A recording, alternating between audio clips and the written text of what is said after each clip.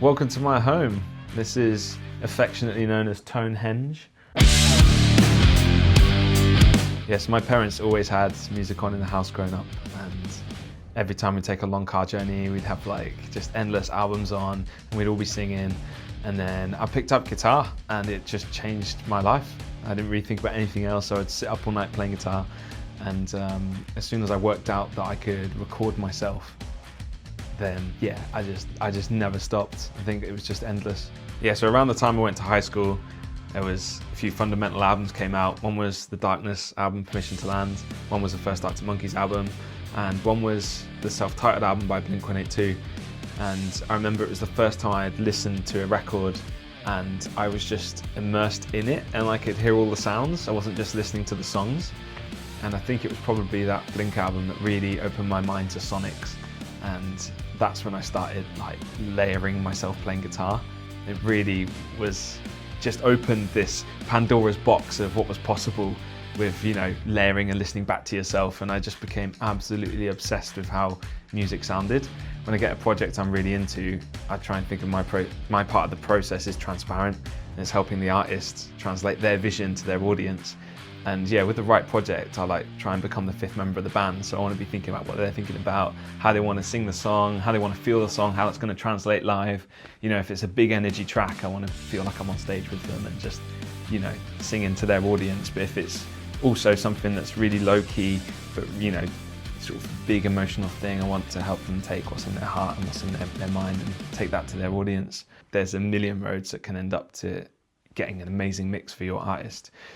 So I just try and be open-minded all the time. When I'm doing my first mix, my first pass for someone, this is 100% what I think, my interpretation of what I think they want their song to be. I have lots of different tools. I have all these guitar pedals and things which I treat like outboard. So I'm constantly running drums through pedals, running guitars through pedals again, reamping things, just so I don't end up in the corner of doing the same thing all the time. I try and make each project have its own vibe. But yeah, certainly this happens all the time. We might make a song where it's exactly what the artist wanted it to be, but then they live with it for a bit and they decide, you know what, this isn't the right thing, let's speed it up, let's re-record this, let's change the key. That happens all the time. An artist goes to sing their song and they take it live and they realize this is too much, I can't do this every single night. So you know, we have to revisit things all the time. But I think being open-minded, being open to change, and you know, I work in the box basically. I work in Pro Tools with a little bit of analog equipment for finishing off, and it means that I can basically manipulate anything. I'm not committed, I'm not set to a certain way of working. You know, they're an all analog design, there's no DSP, and it's a really efficient, simple design. So I feel like the Result6s translate the music I'm making in a way that I need to hear it without anything in the way. Yeah, so I'm really fortunate. I've had like a pretty busy career of working with some of my favorite artists. I'm really grateful to work with so many artists from like the metal scene to the rock space to the indie space, and you know, alternative and Americana and some pop stuff. Since I got these Result6s, my mixes have sped up massively, so it means that I can, you know, get lots of different things done in a day. And yeah, some of the projects I've worked on with this was the latest Enter Shikari album. I took these to a house where we set up on location and made a kind of ad hoc studio space, which was really comfortable for the band.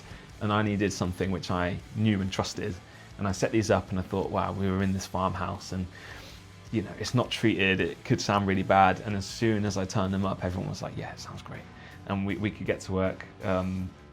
So yeah, the latest Enter Shikari album, I recorded some of Skin Dread's last album with these. We did some of the guitars and overdubs in my studio with them. I also mixed Skin Dread's song on these. Recently working with The Enemy, did mixing of their new records on those. And the singer Tom, his previous two albums we mixed together on these, and Tom is a huge fan because his experience was a bit like mine. He didn't have to think about what the speakers were doing anymore. As soon as we listened to some classic records that he loved, he was like, okay, I'm totally in. And you know, we would mix for maybe 10 hours a day on these and just make all the decisions we needed to make. So just done a track with Kid Bookie and Corey Taylor from Slipknot, and everyone's loving the results I get from them, you know. The latest Kid Capici album, Fearless Nature, we did on those. Yeah, Sunbender with some parts added by Tom DeLonge, who's my idol. For the last 5 or 6 years, I've been based at Vader Recording Studios, which is where I take all my productions. And some of my career highlights I'd say most of my career highlights have been from then. Crossing paths with Tony Iommi from Black Sabbath was definitely a highlight. And watching him riff the Iron Man riff was just like the peak life moment. But it was also the time where I met Enter Shikari and worked on Nothing Is True with Dan Weller. That was an absolute highlight for me. Getting to work with John Lydon on a Public Image album was crazy. As crazy as you'd imagine it, but it was also amazing. It was a real magical time.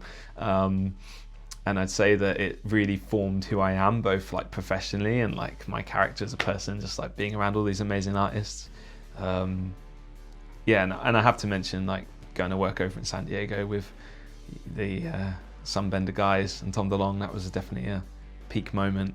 Getting to be in the space with artists who inspired me to pick up a guitar when I was 10 years old, that's a real moment for me. Yeah, full circle moment that yeah, makes all of the years of being locked in basements stressing about the mixes worth it.